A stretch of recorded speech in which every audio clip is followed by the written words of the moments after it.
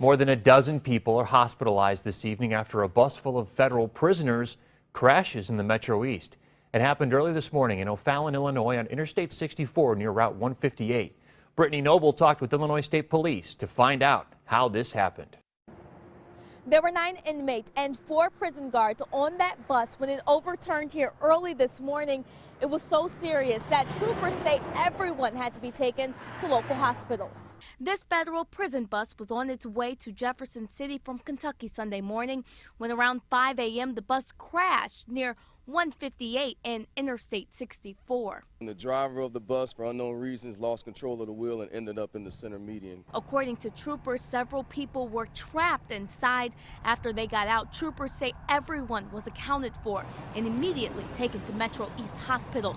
5 of the inmates were later transported to St. Louis area hospitals for more serious injuries. We have Illinois State Police officers at the hospitals monitoring the prisoners to make sure we're able to keep up with all of them.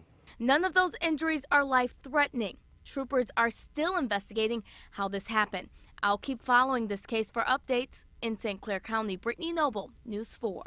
What's left of a prison bus that crashed this morning in the Metro East. Authorities say the prison guard who was driving lost control of the vehicle, causing it to hit a bridge support and then flip over on its side. News 11's Anthony Kiko has more details on the crash and the injuries. The bus behind me is completely destroyed. It was on its way to Jefferson City from Kentucky. Now, the people on board had no idea it would end up getting towed, and they'd end up in hospitals. Twisted metal and broken glass. That's all that's left of this prisoner transport. Illinois State Police tell me it flipped Sunday around 5 a.m. The one vehicle crash hurt all 13 people inside the transport. It happened at Interstate 64 and State Route 158 near Scott Air Force Base.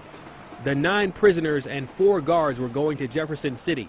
After the horrifying crash, all of them were rushed to area hospitals. Their injuries range from minor to serious. One of the guards needed to be airlifted.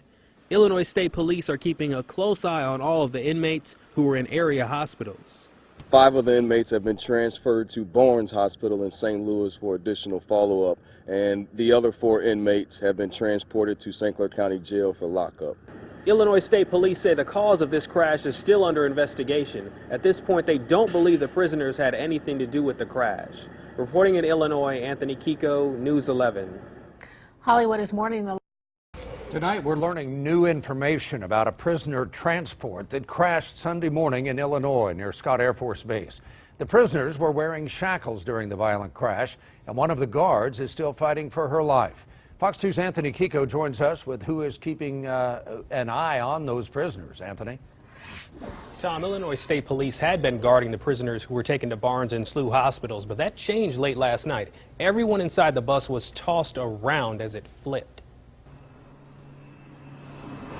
The crash crushed this prisoner transport like a soda can. It happened around 5 a.m. Sunday. According to Illinois State Police, rather than seat belts, the state prisoners were wearing shackles around their wrists and ankles. Everyone inside the bus was hurt when it slammed into this median at I-64 and State Route 158. The prisoners were on their way to Jefferson City from Kentucky.